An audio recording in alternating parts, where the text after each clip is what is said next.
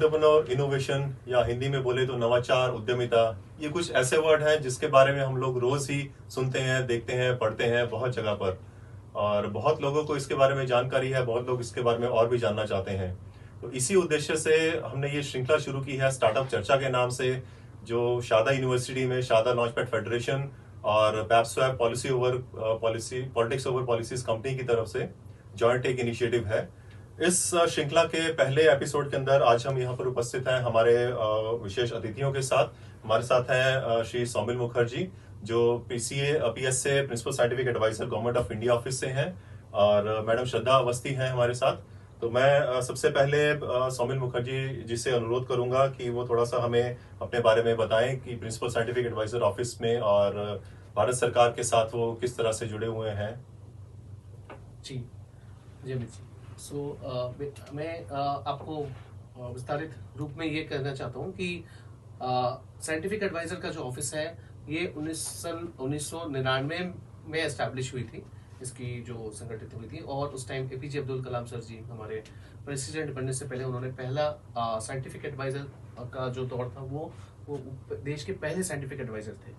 और जितना भी हमारे देश में साइंस एंड टेक्नोलॉजी विज्ञान की काम होती थी उस टाइम, चाहे वो न्यूक्लियर में हो, चाहे वो डिफेंस में हो, चाहे वो एरोस्पेस में हो, उस टाइम पे हमें ये भी पता है कि पोखरान से की हमने की थी उस टाइम चर्चा, और India was successful also in that. So there was an evolution happening because India was evolving in a space. So prime minister को और कैबिनेट को उस टाइम हमें साइंस एंड टेक्नोलॉजी में काफ़ी चीज़ों में एडवाइस की ज़रूरत थी from all the scientists and the researchers that are available in the country. So APJ Abdul Kalam led this initiative, and from then currently हम leadership हैं। अभी जो चौथा हमारे साइंटिफिक एडवाइजर प्रोफेसर जसूद, वो इंडियन इंस्टीट्यूट ऑफ साइंस से आते हैं और वो खुद ही सेमीकंडक्टर और नैनो टेक्नोलॉजी में एक्सपर्ट है, रॉयल फेलो ऑफ फिजिक्स के मेंबर हैं, प्लस उनके पास काफ़ी पेटेंट्स है यूके और यूएस से। उन्होंने काफ़ी रमन रेजोनेंस के ऊपर हार्ट पेसमेकर को इम्प्रूव करने की टेक्नोलॉजीज कैपेबिलिटीज को भी उन्होंने इंक्रीज करवाया है। तो अभी फिलहाल हम इनकी विजन्स में के थ्रू अलाइंड है। और अगर हम ऑफिस की बात करें तो ऑफिस में 2-3 डिविजन्स हैं। Prime minister science technology innovation advisory council है जो कि सर खुद लीड करते हैं। उसके अंदर 9 करीब नेशनल तौर के मिशंस आते हैं, जैसे बायोडाइवर्सिटी हो गया, क्वांटम हो सकता है, एआईएमएल हमेशा हमारी कंट्रीज को बढ़ावा दे रही है और हर एक स्पेस में उसकी यूटिलाइजेशन है एआईएमएल में हमें देखने को मिलता है। और भी जैसे डीप ओशन मिशन हो गया, फिर आपकी इलेक्ट्रिक व्हीकल मिशन हो गया, और फिर वन हेल्थ मिशन है, अग्नि है जो कि स्टार्टअप्स इंक्यूबेटर्स को हेल्प करता है।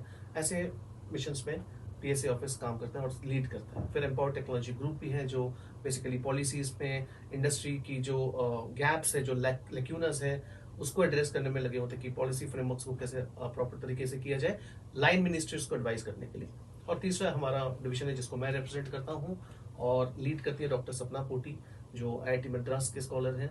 एंड दिस डिवीजन बेसिकली जो स्ट्रेटेजिक एनालिसिस डिवीजन है, इसका मकसद ये है कि हम इंडस्ट्री एकेडमिया एंगेजमेंट्स कराते हैं, फैसिलिटेशंस कराते हैं for research and innovation in the country and seamless collaborations through platform which is called मंथन, जिसके बारे में हम आपको बताएंगे बात। जी बहुत बहुत धन्यवाद सर। जैसे कि हम लोग जानते हैं कि प्रिंसिपल साइंटिफिक एडवाइजर का जो ऑफिस है तो ये सीधा प्रधानमंत्री कार्यालय के अंतर्गत आता है जितनी मेरी जानकारी में है।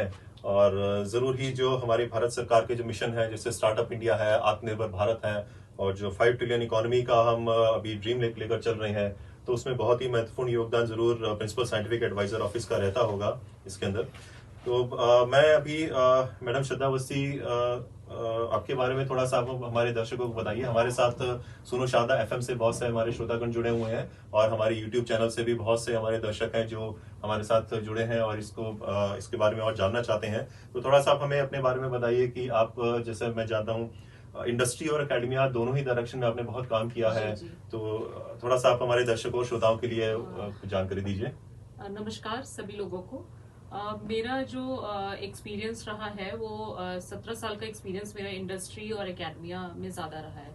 तो बहुत सारे स्टूडेंट्स से मेरा कनेक्शन हुआ, बहुत सारे स्टूडेंट्स से मिली और बात करी।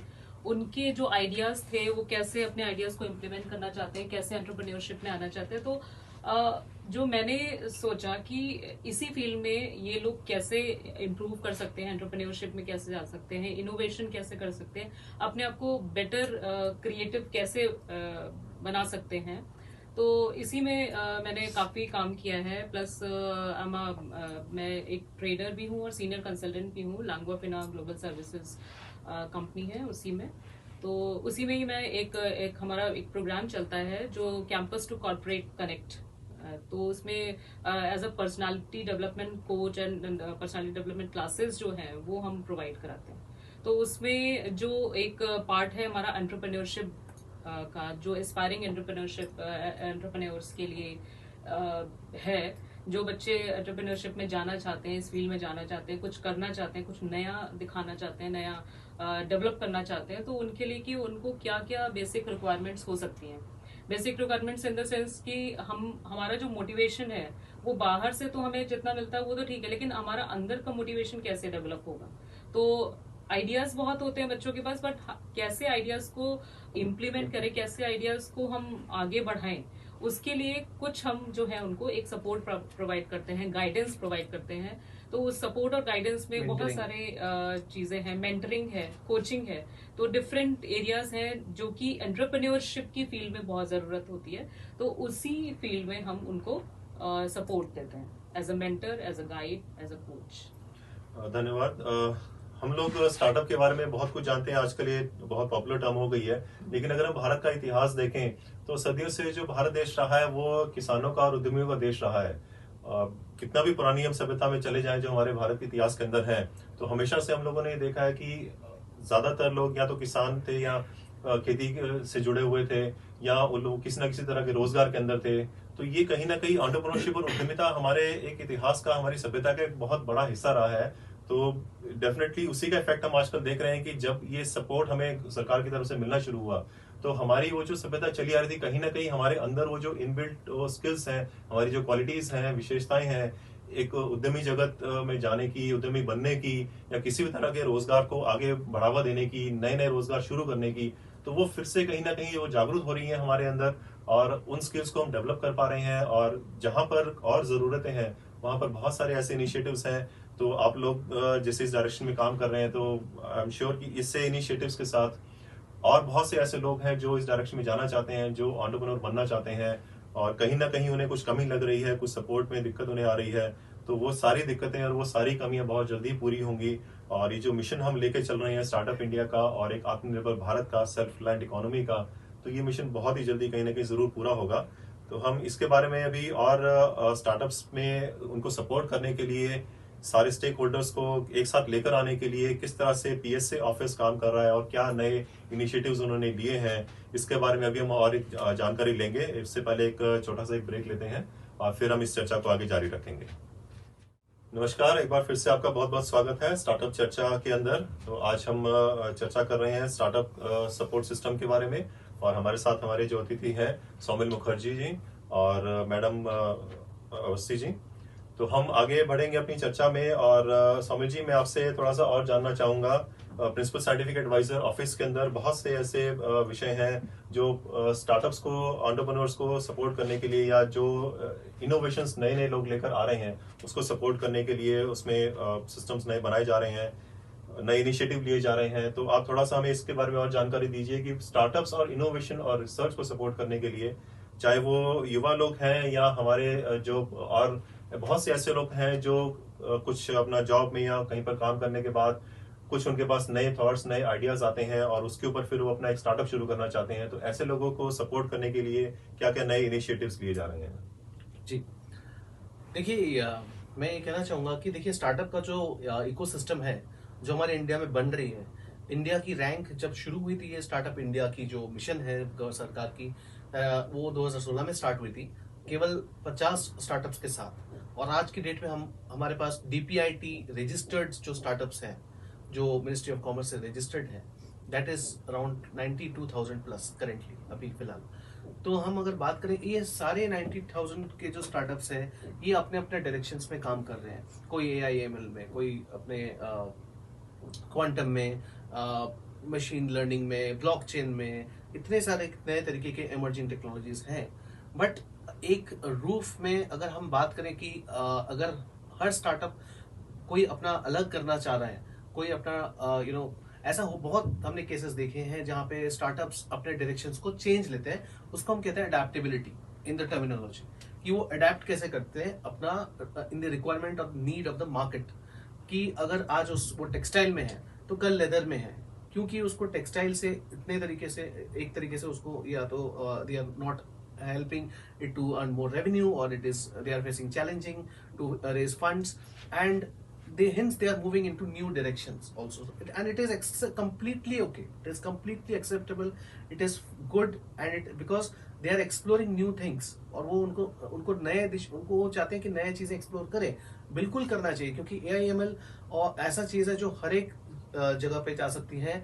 आप एक स्पोर्ट्स मैच की बात करो, या आप हॉस्पिटल की बात करो, या आप एक पूरा डायरेक्टरी की बात करो, जो जैसे हमारे आधार कार्ड हुए हैं, या जो भी हमने आइडेंटिटीज गवर्नमेंट ने आज तक बनाई है, ये कोई कुछ भी पॉसिबिलिटी नहीं होती अगर AIML हमारे पास नहीं रहता, या टेक्नोलॉजीज नहीं रहते। बायोमेट्रिक्स की बात करो, अब जो भी टेक्नोलॉजिकल प्रोग्रेस हुई है, इवन तक कि आप रेलवे स्टेशन में रेलवे को मॉनिटर करने के लिए भी आप रिमोट सेंसिंग मॉनिटरिंग लगा सकते हो थ्रू ड्रोन टेक्नोलॉजीज, राइट। तो ऐसे इससे कि हमारे एक्सीडेंट्स जो हमने अभी फिलहाल देखे हैं, 2-3 एक्सीडेंट्स बहुत भयानक तरीके के एक्सीडेंट्स हुए, इसको भी हम प्रोटेक्ट कर सकते हैं। लेकिन इसकी रिस्पॉन्सिबिलिटी लेने के लिए जो स्टार्टअप्स के पास टेक्नोलॉजी है, उनको इंडस्ट्री का वैलिडेशन की जरूरत है, इंडस्ट्री की टेस्टिंग की जरूरत है।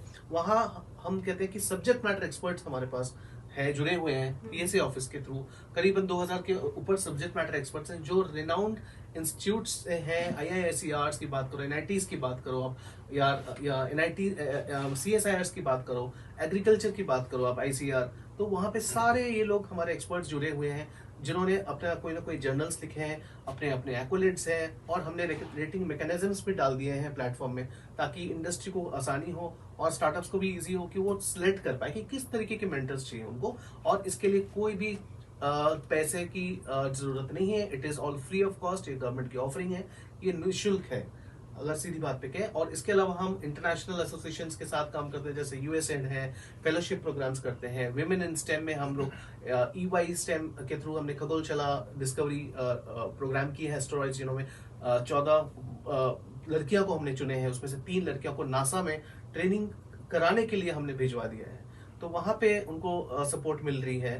प्लस अगर हम बात करें किसान के लिए, तो हमने किसान मित्रा हमने डेवलप किया है इसरो के थ्रू, और NABARD और हिंदुस्तान यूनिलीवर उसमें मिलकर काम कर रही है। जैसे आत्मनिर्भर कृषि ऐप उन्होंने डेवलप किया, जिसमें कि water table, soil, moisture, content, इन चीजों को कन्वर्ट करके किसानों की भाषा में, लैंग्वेज में उनको ये सारी चीजें इंफॉर्मेशन मिलती हैं, and they can also utilize this for revenue earnings and marginal, increasing the revenue, and also can leverage the FPO, जो FPO उनको मिलता है। तो इस तरह के कुछ इनिशिएटिव्स हमने लिए हैं, और ऐसे बहुत सारे इनिशिएटिव्स हैं। अगर आप मंथन प्लेटफॉर्म पर आओगे, फ्री ऑफ कॉस्ट है रजिस्ट्रेशन, तो वो डेफिनेटली आपको पता चलेगा इनकी चीज़ों। ऑनलाइन प्लेटफॉर्म है मंथन, आप कुछ बता सकते हैं? हाँ जी, ये प्लेटफॉर्म जो है, ये डिजिटल प्लेटफॉर्म है। ऐसे सरकार ने बहुत सारे के प्लेटफॉर्म्स बनाए हैं जो केवल R&D के ऊपर है। इंडिया CSR के भी पोर्टल्स हैं जो CSR है, लेकिन हर पोर्टल की अपनी अपनी लिमिटेशंस होती हैं, हर पोर्टल की अपनी अपनी कॉस्टिंग्स होती हैं, वो होती है। तो इस पोर्टल की खासियत ये है कि this has been done only through crowd funding, industry support, not government support. हमने गवर्नमेंट से कोई government has not supported, it is industry driven, क्योंकि ये डिमांड ड्रिवन है। इंडस्ट्री को हमें अगर आगे बढ़ाना है तो, और स्टार्टअप्स को हेल्प करना है, तो इंडस्ट्री को उनको बताना चाहिए कि क्या प्रॉब्लम स्टेटमेंट, जिसकी वजह से हमारी जो फंडिंग है, ये पूरी एक्ट ग्रांट्स, AWS और मिस्टर लक्ष्मी नारायण जी जो कॉग्निजेंट के चेयरमैन रह चुके हैं, इन्होंने अपनी वॉलंटरी फंडिंग दी है इस प्लेटफॉर्म को, और 15 अगस्त को पिछले साल हमने इससे ये जो हमारे जो एस्पायरिंग एंटरप्रेन्योर्स हैं, ये कनेक्ट हो सकते हैं इसके सारे एंटरप्रेन्योर्स, और हम ऑलरेडी ऑनबोर्ड करते हैं। इसमें हमने कुछ टेम्पलेट्स डाले हैं, जो फॉर्म्स है, इस फॉर्म्स को इंडस्ट्री अपनी रिक्वायरमेंट बता सकती है कि हम स्कॉलरशिप्स प्रोग्राम दे रहे हैं, आपको फेलोशिप प्रोग्राम्स दे रहे हैं, और फेलोशिप्स और मेंटरशिप इसलिए क्योंकि हर एक जगह में और रिसर्च फेलोशिप्स की जो बढ़ावा है, इसको देने की बहुत जरूरत है, बिकॉज ग्रास रूट इनोवेटर्स को ये नहीं पता होता कि वो उनकी या तो उनकी क्वालिफिकेशंस कम होते हैं, या उनको लगता है कि कहीं ना कहीं इनसिक्योरिटी है, तो that security needs to be there, right. अगर हम किसी भी चीज की बात करते हैं तो हर एक चीज में सिक्योरिटी चाहिए इंसान को। बिल्कुल। So if you talk about water security, आज के डेट पे दिल्ली में जो हम पानी पीते हैं वो भी सेफ नहीं है, राइट। आज की डेट में अगर हम फूड की बात करें तो कहीं ना कहीं हमें लगता है कि कहीं FSSAI इसको कहीं ना कहीं पुश दे रहा है। For every other day we get to see new products in the market जो भी लाइसेंस्ड है। तो हर एक जगह पे अपने अपने सिक्योरिटीज की जरूरत है और इसको मॉनिटर करने की जरूरत है। इसलिए एक फ्रेमवर्क की जरूरत है जहाँ पे इंडस्ट्री आए और इक्वली सपोर्ट करे थ्रू इक्विटी फंडिंग और other means that they can do with the startups. तो बहुत अच्छा आपने बताया। हम मंथन पोर्टल के बारे में जरूर और जानकारी लेंगे। दो तीन चीजें जो आपने बहुत अच्छी बोली, मुझे अच्छा लगा। एक जो मेंटरिंग का बताया, तो ये हम सभी जानते हैं कि अगर सही गुरु और सही मार्गदर्शक किसी को मिल जाए तो वो उसको कहाँ तक लेके जा सकता है, कैसे उसे पार लगा सकता है। तो बहुत जरूरी ये चीज है और यही मार्गदर्शन और मेंटर की फॉर्म में जो आज के टाइम में स्टार्टअप इकोसिस्टम में बहुत पॉपुलर है कि बहुत सारे मेंटर्स हैं, लेकिन कौन ऐसा मेंटर है जो सही मायने में आपके लिए एक मार्गदर्शक बन जाए और जो भी समस्याएं हमारे स्टार्टअप फेस कर रहे हैं इससे उन्हें पार लगा पाए और जहां तक वो पहुंचना चाहते हैं, जो उनके स्टार्टअप का एम है, जो उनका विजन मिशन है, वहां तक उनको सही तरीके से कैसे पहुंचना है।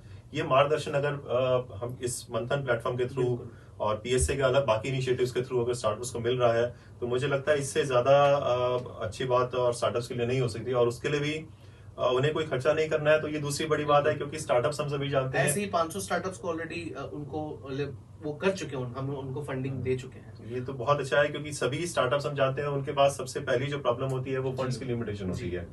अगर बहुत ज्यादा खर्चा उनको इसमें नहीं करना पड़ रहा है, उन्हें वो सपोर्ट मिल रहा है, तो और इससे जहां अच्छा हमारे क्या पास हो जैसे सकता है। एलन मस्क जैसे लोग हैं जिनके पास फंडिंग की कैपेबिलिटीज हैं और इतने इंटरनेशनल में इतने कुछ करते हैं वो, तो उन्होंने भी एक इनिशिएटिव लॉन्च किया था हमारे प्लेटफॉर्म के थ्रू, जहाँ पे उन्होंने कुछ स्टार्टअप्स को सिलेक्ट किया, वो कोहॉर्ट्स बना रहे हैं। 2 प्रोग्राम्स ऐसे मैं बता सकता हूँ जो एलन मस्क की जो एक्सप्राइज फाउंडेशन है उन्होंने हमारे प्लेटफॉर्म के थ्रू आउटरीच किया है और उनको बेनिफिट मिला है। स्टार्टअप्स उन्होंने सिलेक्ट किया है।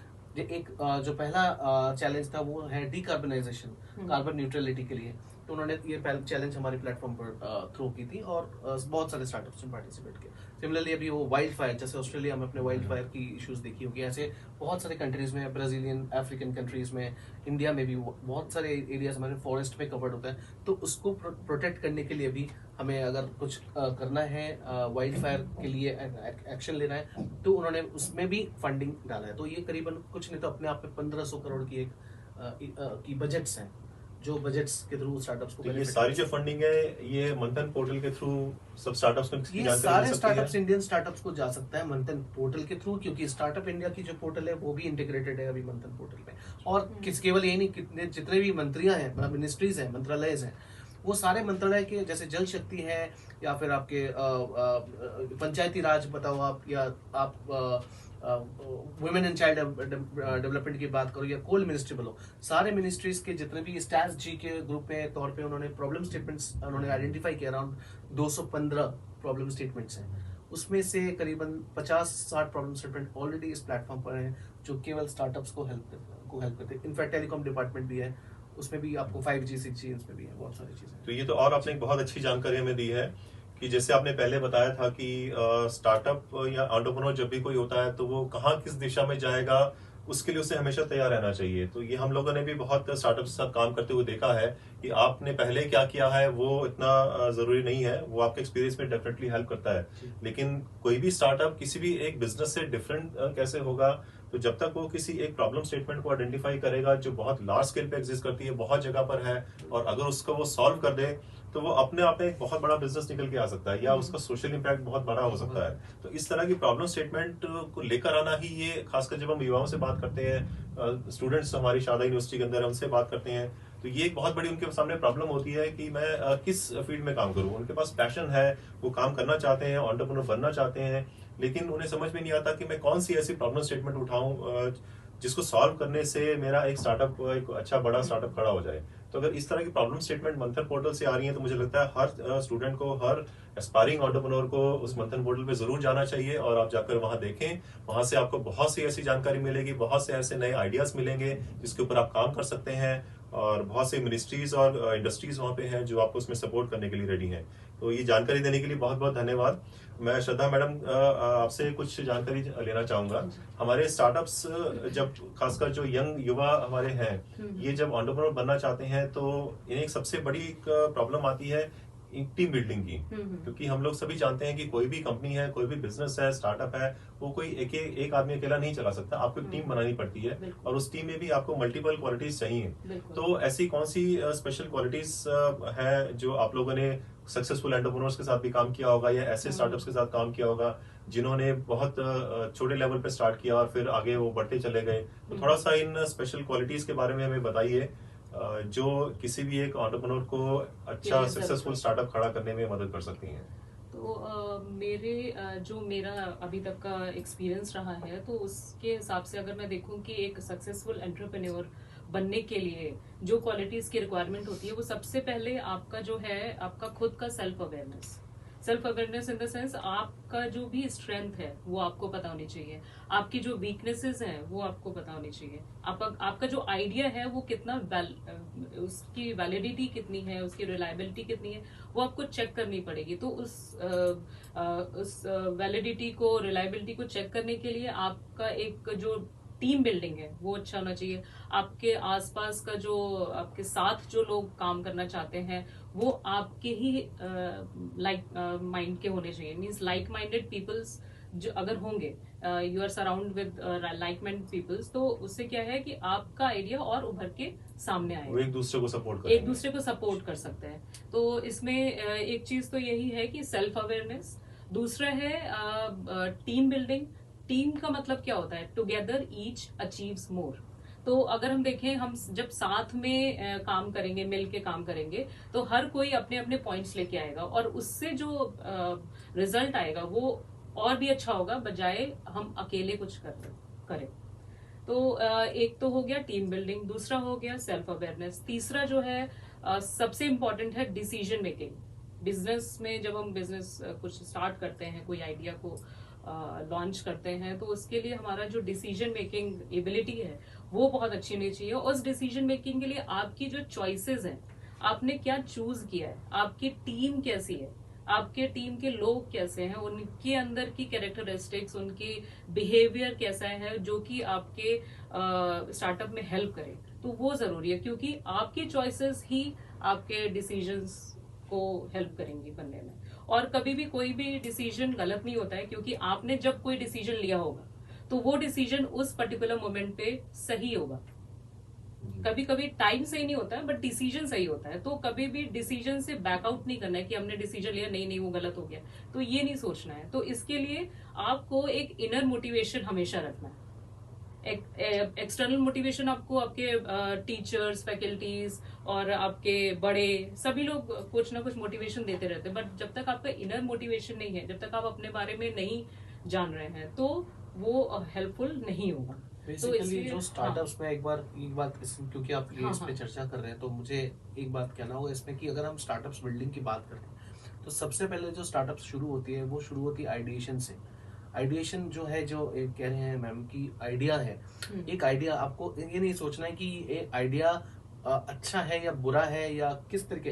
अगर आप खुद ही उस आइडिया को, मतलब आप अगर खुद आइडिया को यूज करते हो, मैं अगर कुछ भी एग्जांपल लूं, फॉर एग्जांपल अगर आप बेसिक टू बेसिक चीज, अगर आप मतलब पैडमैन की एग्जांपल लेते हैं, ठीक है, तो उसमें भी मेंस्ट्रुअल हाइजीन में उन्होंने खुद ही अपने आप को उस शूज में डाल के उन्होंने चेक किया, टेस्ट किया और उसकी इम्पैक्ट की, सोशल इम्पैक्ट उसका क्या हो सकता है, क्या है, कहाँ का, क्योंकि उसके बाद ही ये आगे बढ़ेगी कि क्या ये कमर्शियलाइज हो पाएगा। वो तो इंडस्ट्री की बात है, ऐसे बहुत सारे और एग्जांपल्स हैं। लेकिन ये आइडिया पुट करने के लिए अगर आपको कोई, हो सकता है 10 में से 9 आदमी सुने ही ना, इसका मतलब ये नहीं कि आइडिया खराब है। आपका आइडिया को जो है आपको करेक्ट लोगों से करेक्ट करना बहुत जरूरी है। जो ये कह रहे हैं कि आप अगर सही लोगों को नहीं चुनोगे तो आपका जो है टाइम, एनर्जी, पैसा सब कुछ बर्बाद होगा। And in today's world, specially in a VUCA world, time is money. तो इसका जो है आपका नेबर्स हो सकता है, आपका कजिन्स हो सकता है, फ्रेंड हो सकता है, sister, brother, anybody, relative, don't hesitate to ask or approach anyone if you are really planning to build a startup. You should talk to multiple people, इससे आपका नॉलेज बढ़ेगा और आप शेयर भी कर सकते हो। सब मतलब सुनना सबका है, करना अपना है। ये बहुत अच्छा आपने बस बताया। ये 3 पॉइंट्स और थे जो इसमें बहुत इंपॉर्टेंट है। एक तो जैसे कि सर ने बताया कि you have to be responsible. अपने हर डिसीजन के लिए आपको रिस्पॉन्सिबल होना पड़ेगा। जब आप रिस्पॉन्सिबल होंगे तो आपके अंदर एक कुछ करने की इच्छा होगी कि हाँ, क्योंकि मैं ये रिस्पॉन्सिबिलिटी ले रहा हूँ तो मुझे अच्छा करके दिखाना है, मेरी टीम को अच्छा बनना है। तो इसलिए बी रिस्पॉन्सिबल, बी एंथुजियास्टिक और इम्प्रूव योर नेटवर्किंग स्किल्स। आजकल लोग सोशल मीडिया से कनेक्ट हो जाते हैं और बिजनेस कार्ड्स एक्सचेंज करते हैं, तो ये एनफ नहीं है। लिंक्डइन, हाँ, ये एनफ नहीं है। जी। लिंक्डइन के थ्रू भी आप अपनी नेटवर्किंग स्किल्स को इम्प्रूव करिए। कॉन्फ्रेंसेस में जाइए, सेमिनार्स में जाइए, वहां पे आपको कई सारे लाइक माइंडेड पीपल मिलेंगे जो जिनसे आप कनेक्ट होंगे, जिनसे आप बात करेंगे, जिनसे आपको सपोर्ट मिल सकता है। दूसरी चीज, जब आप सपोर्ट लेने जा रहे हैं तो ये टू वे, एक तरह से टू वे स्ट्रीट है। तो उसमें आप सपोर्ट दे भी रहे हैं और आप सपोर्ट ले भी, मतलब आपको सपोर्ट मिल भी रहा है, आप भी सपोर्ट किसी को दे। तो you have to exchange the ideas. तो नेटवर्किंग स्किल्स इंप्रूव करना एक बहुत ही इंपॉर्टेंट एस्पेक्ट है इस चीज का। और अगर लास्ट पॉइंट देखें तो लास्ट पॉइंट आपका है, you have to learn from every failure. क्योंकि बिजनेस है, स्टार्टअप है, तो स्टेप किसी ना किसी स्टेप पे आपको ऐसा लगता है कि आप फेल हो रहे हैं, तो उसी फेलियर को एक लर्निंग अपॉर्चुनिटी की तरह मान के आगे बढ़े। अब जैसे कि थॉमस एडिसन का एक कोट था, उसने कहा था कि आई हैव नॉट फेल्ड। जो उसने लाइट बल्ब बनाया था उससे पहले तो उसने ये बोला था, I have not failed, I have found 10,000 ways not to try. 10,000 ways जो हैं उनको ट्राई नहीं करना है, उसने वो फाइंड करा, बजाय इसके कि वो इसको फेलियर माने। तो लाइट बल्ब इन्वेंट हुआ। हाँ, करेक्ट फॉर्मूला। तो हर फेलियर को एक लर्निंग अपॉर्चुनिटी के साथ अगर हम देखेंगे तो हम और आगे बढ़ सकते हैं।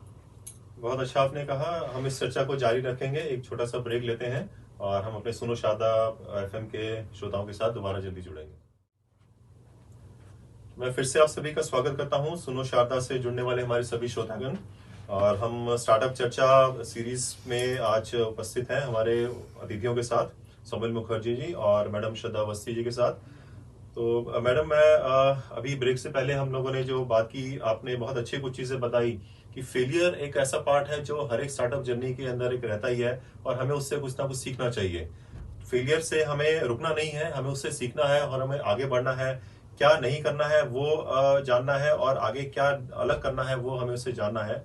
और एक बहुत अच्छी चीज आपने बताई थी, जैसे ऐसा माना जाता है और मैं भी ये मानता हूँ कि जानकारी की और ज्ञान की कोई सीमा नहीं होती है, हमेशा आपको जानते रहना है, नया नया सीखते रहना है।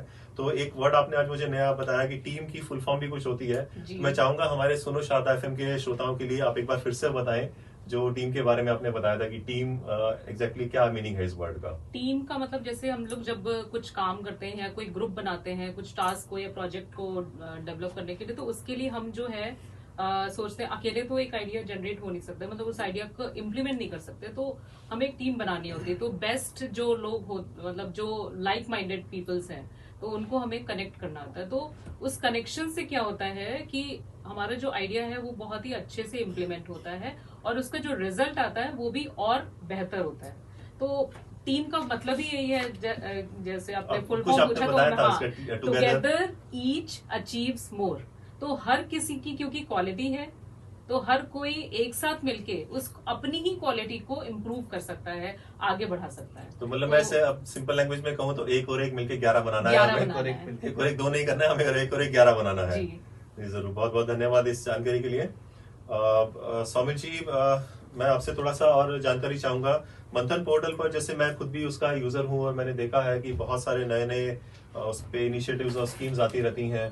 तो किस तरह से आप इतने सारे इंडस्ट्रीज को, कॉर्पोरेट्स को और जो पब्लिक सेक्टर अंडरटेकिंग्स पीएसयूज हैं, इन सबको आपने जोड़ा है और कैसे इसमें स्टार्टअप्स को आप कनेक्ट कर रहे हैं और क्या नया इसमें कुछ आने वाला है, आप हमें कुछ जानकारी दें। जी, तो देखिए मंथन पोर्टल जो है ये बेसिकली जो है नॉलेज शेयरिंग, नॉलेज डिसेमिनेशन और आइडियाज की जो है वो इम्प्लीमेंटेशन की बात कर रहे हैं हम, जो स्टार्टअप्स या ग्रासरूट इनोवेटर्स से आती हैं। तो इसके लिए हम डिमांड साइड की बात करें, अगर हम दो तरीके के काम करते हैं। एक तो डिमांड साइड जो कि डिमांड ड्रिवन है, उसमें सेंट्रल गवर्नमेंट, जैसे मैंने बताया एग्जांपल्स पहले आपको, स्टेट गवर्नमेंट या ग्लोबल फाउंडेशंस या philanthropic organisations, multilateral agencies, social enterprises, कई तरीके के ऐसे हैं जो अपना प्रॉब्लम स्टेटमेंट्स जो है वो आर्टिकुलेट कर सकते हैं पंथन प्लेटफॉर्म पर, कि उनकी CSR की रिक्वायरमेंट है, वो सेंटर ऑफ एक्सलेंस बनाना चाहते हैं, या उनको इम्प्लीमेंट करना है, या उनको मार्केट रेडी की चीज़ें चाहिए। और हमारे एक तरीके दूसरे तरीके स्टार्टअप्स और MSMEs और NGOs, फिर अपने जो भी है इंक्यूबेटर्स, फिर अपने साइंस एंड टेक्नोलॉजी क्लस्टर्स की बात करें, जो जोधपुर, हैदराबाद, बेंगलोर, दिल्ली और भुवनेश्वर जैसे शहरों में ऑलरेडी है, एस्टेब्लिश्ड है, जो directly prime minister science and technology committee जो है वो रिव्यू करती है उसको। ये सारे सप्लाई साइड के पिलर्स हैं हमारे। तो हम क्या करते हैं, हम इनके प्रपोजल्स जो हैं, जो इनोवेशंस हैं, स्टार्टअप्स 80,000 स्टार्टअप्स और जितने भी हैं टोटल, इनके हम सारे प्रपोजल्स को शोकेस करवाते हैं।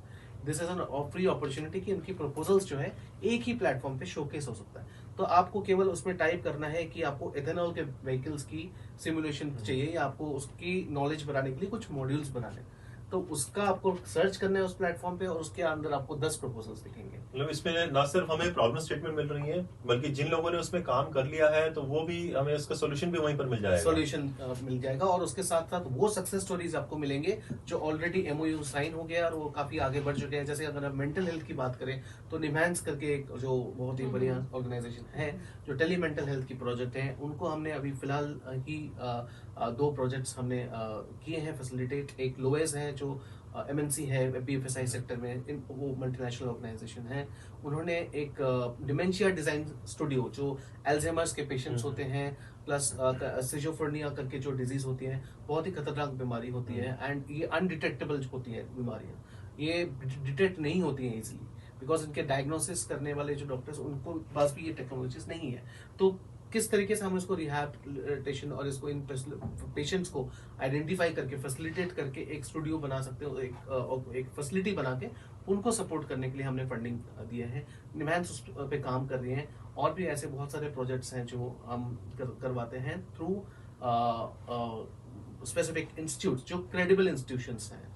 तो ये इस तरीके के सारे आपको जो प्रॉब्लम स्टेटमेंट्स हैं वो हमें इंडस्ट्री खुद आके बताती है। इस तरीके की PSUs हो गए। सुनो शादा FM के श्रोताओं का एक बार फिर से स्वागत है। हम स्टार्टअप चर्चा को आगे बढ़ाएंगे और अपने अतिथियों के साथ, सौमिल मुखर्जी जी और श्रद्धा अवस्थी जी के साथ। तो हम इस चर्चा के अंतिम दौर में हैं, और श्रद्धा जी, मैं आपसे थोड़ा सा जानकारी चाहूंगा कि हमारे जो भी एंटरप्रेन्योर्स हैं, उद्यमी हैं, और जो यंग स्टूडेंट्स हैं जो इस डायरेक्शन में जाना चाहते हैं, या हमारे आसपास के बहुत से लोग हैं जो कुछ ना कुछ नया बिजनेस करना चाहते हैं, तो उनके लिए आप कुछ बताइए। जैसे बुक्स हम बोलते हैं कि किसी भी इंसान का एक बहुत बड़ा साथी होता है, तो हमें कुछ ऐसे रिसोर्सेज, रेफरेंस के बारे में बताइए जहां से उनको कुछ और जानकारी मिल पाए, वो मोटिवेशन ले पाए और ज्ञान ले पाए, या कुछ ऐसे और नए कार्यक्रम, कुछ प्रोग्राम्स, कुछ इनिशिएटिव्स जो हम शुरू करने वाले हैं शारदा में, या आपकी संस्था है, आप कुछ और संस्थाओं के साथ जुड़े हुए हैं, उनके बारे में थोड़ा सा हमें जानकारी दें। जैसा कि सर ने कहा कि बुक जो रिकमेंड करनी, जो मैं रिकमेंड कर सकती हूँ, वो है how to win friends and influence people. Because जो एंटरप्रेन्योरशिप के लिए क्या जरूरी है, नेटवर्किंग स्किल्स। नेटवर्किंग अगर आपकी अच्छी होगी तो आप जो है आपको बहुत सारे आइडियाज मिलेंगे जो आप इम्प्लीमेंट कर सकते हैं अपने स्टार्टअप के लिए। आइडियाज है, सपोर्ट है, गाइडेंस है, तो ये सारी चीजें आपकी नेटवर्किंग से बहुत अच्छी हो सकती है। आपका जो लिसनिंग स्किल्स है वो अच्छी हो सकती है। You have to be genuinely interested in peoples। तो to become genuinely interested in peoples, तो आपको एक बुक रिकमेंड करूंगी, how to win friends and influence people by Dale Carnegie.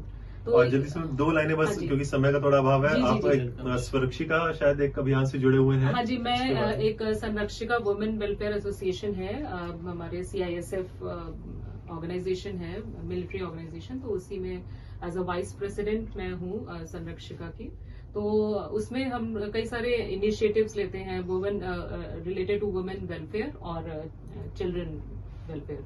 तो बहुत सारे इनिशिएटिव है, बहुत सारे आइडियाज आते हैं, तो उन आइडियाज को कैसे इम्प्लीमेंट करते हैं, तो इस तरीके से इनिशिएटिव है। अभी हम जो है विद पैपस्वैप and startup hub UP startup के साथ जो है हम एक प्रोग्राम शुरू करना जा रहे हैं शारदा यूनिवर्सिटी में। तो उस प्रोग्राम का नाम जो है वो है from bounce back failure, from bounce back to come back. तो कैसे हम अपने स्टार्टअप को हम जो फेलियर हो जाते हैं या जो जिनको आइडियाज नहीं मिल पाते हैं उनको कैसे हम फिर से आगे बढ़ाएं, कैसे हम आगे अपने स्टार्टअप को इम्प्रूव कर सकते हैं, आगे बढ़ सकते हैं। तो ऐसा एक प्रोग्राम स्टार्ट कर रहे हैं हम शारदा में। तो मेरी रिक्वेस्ट है सभी से कि आप प्लीज ज्वाइन करिए। ऑनलाइन मोड में भी हो सकता है और ऑफलाइन। तो बहुत अच्छा रहेगा कि अगर किसी ने इस डायरेक्शन में काम किया और वो रियली पैशनेट है और किसी वजह से वो अपने पहले इनिशिएटिव में सक्सेसफुल नहीं हो पाया, तो जरूर उसे मदद मिलनी चाहिए कि वो दोबारा से कोशिश करे, दोबारा से खड़ा हो और वो आगे सक्सेसफुल रहे। तो बहुत बहुत धन्यवाद इसके लिए।